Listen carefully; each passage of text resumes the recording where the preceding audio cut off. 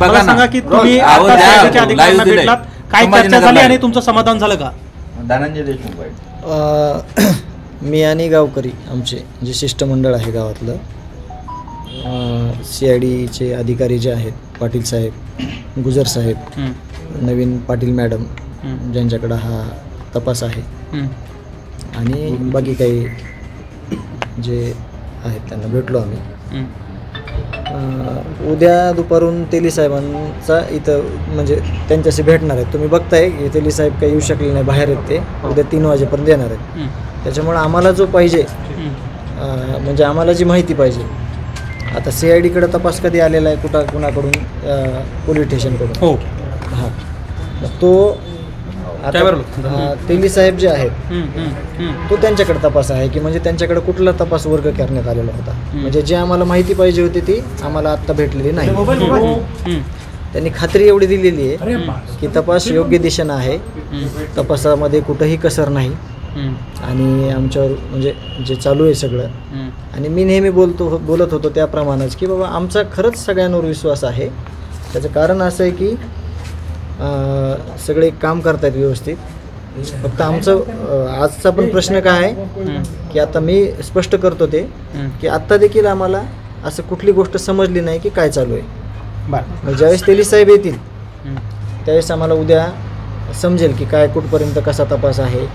आणि ज्या आमच्या काही रिक्वायरमेंट होत्या ज्या की त्यांना माहीत नव्हत्या, त्या मी सगळ्या त्यांना लेखी स्वरूपात दिल्यात की म्हणजे तपासामध्ये काय काय पाहिजे होतं किंवा तुमच्याकडे आलंय का नाही, तर ते मी त्यांना देऊन टाकतो. उद्या जे काय आंदोलन तुम्ही पुकारलेलं आहे म्हणजे गावकऱ्यांनी, ते होणार आहे?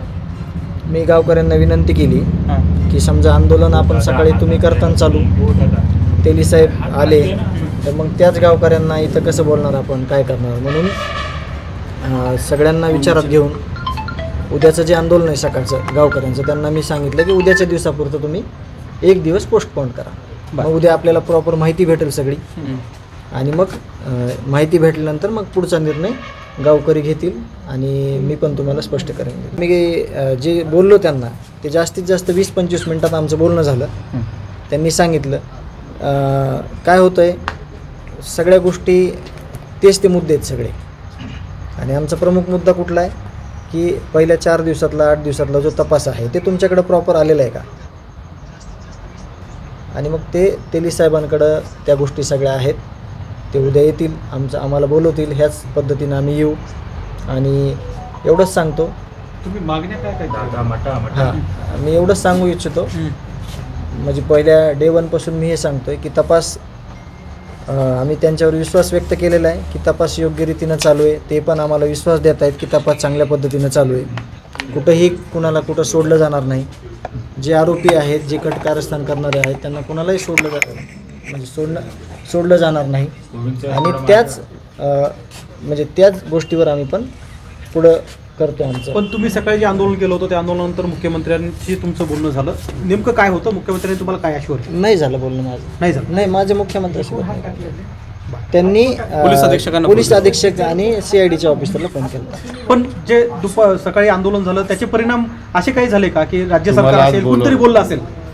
त्यांनी फोन केला ना, मुख्यमंत्री साहेबांना CIDच्या ऑफिसरांना फोन केला आणि SP साहेबांना फोन केला.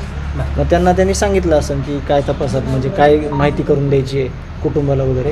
आणि उद्या तेली साहेब ते आम्हाला माहिती देतील. उपमुख्यमंत्री एकनाथ शिंदे देखील तुम्हाला बोलणार होते, मागण्या काय केल्या, बोलणं झालं का? हां, उपमुख्यमंत्री बोलणार होते पण ते गावाकडे असल्यामुळे त्यांना रेंज नव्हती. तुम्ही होतात, ज्या गोष्टी तिथं होतात ते तुम्ही त्याचे सगळं माहीत असतं तुम्हाला. लेखी दिले ना? काय लेखी? लेखी म्हणजे असं काही निवेदन वगैरे नाही, काही गोष्टी आहेत किंवा ज्या तुमच्याकडे असतील किंवा नसतील पण आमच्याकडे आहेत, त्याच्यात तुम्ही तपास करा. त्यांना थोडं तुमच्याकडे पुरावे आहेत का? पुरावे नाहीत, काहीच नाही. फक्त चर्चा केली आम्ही की हे एखादी गोष्ट त्याच्यातनं नजर चुकीनं समजा तुम्ही ह्या व्यक्तीला पण एखाद्या विशिष्ट फोन आला होता त्याची तपासणी झाली आहे का, अशा काही गोष्टी बोललो मी.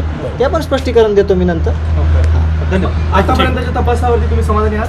आता उद्या तेली साहेबांना ज्यावेळेस आम्ही बोलू त्यावेळेस आम्ही ते स्पष्टीकरण. थँक्यू.